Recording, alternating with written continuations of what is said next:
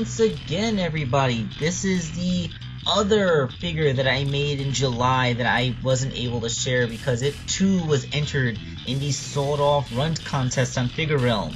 People are allowed to make up to 3 entries, so I put in 2. This one is Aya from the Green Lantern animated cartoon. For the record, she came in 6th in the contest, right behind Atomic Robo, with a score of 3.6 stars. Although it's worth noting that she was actually the second most voted on figure, with 40 votes. The only one that got more votes than her was Lord M, the second place winner, who got 42 votes. So, I'll take the fact that it was the second most voted on figure.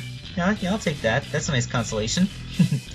Alright, so as you may know, I already made an Aya custom figure quite a while ago, but there were some problems with that. Not really problems, but issues. One being that it was a DC Universe Classics figure, so it was 6 inches tall and done more in the comic book stylings rather than the the cartoon stylings.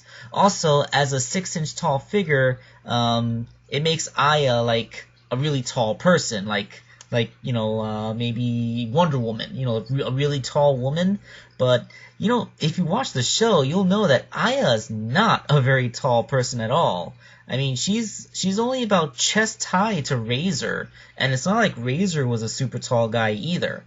Also, as you can see, the busty buck for the comic book styling, it's just like, it just doesn't really look Timber styled at all.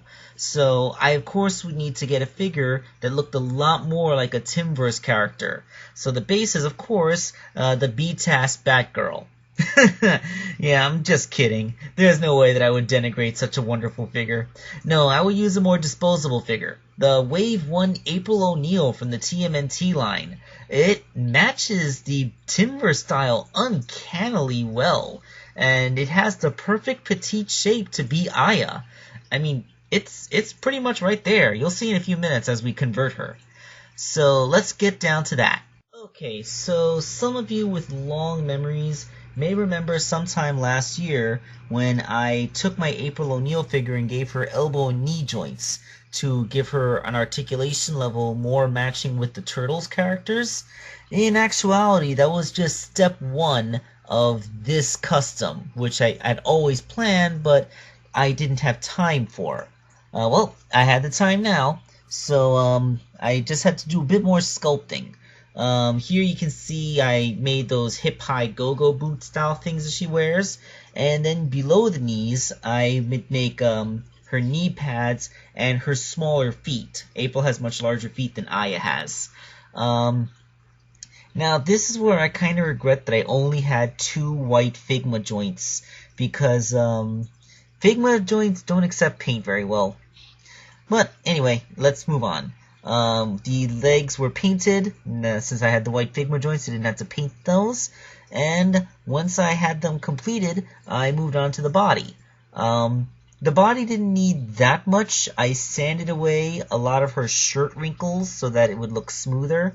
And then I sculpted on her high collar and that little thing she has on her stomach, like the circle that starts just underneath her boobs and goes down to her belly button with a line connecting it.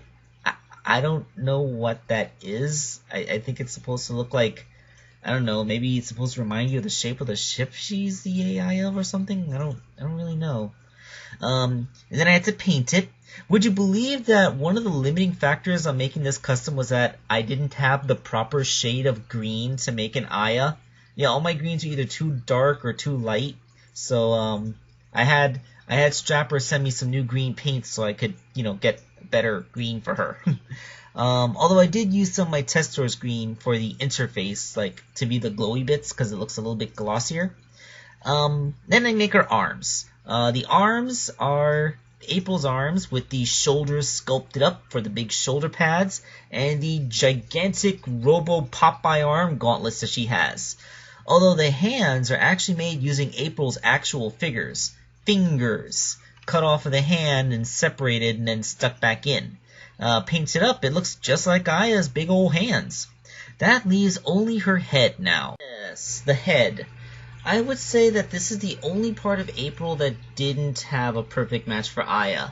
I mean, the shape and placement of the eyes and nose is good, but she just doesn't have a very strong chin. Her head is very round, kind of like a pumpkin.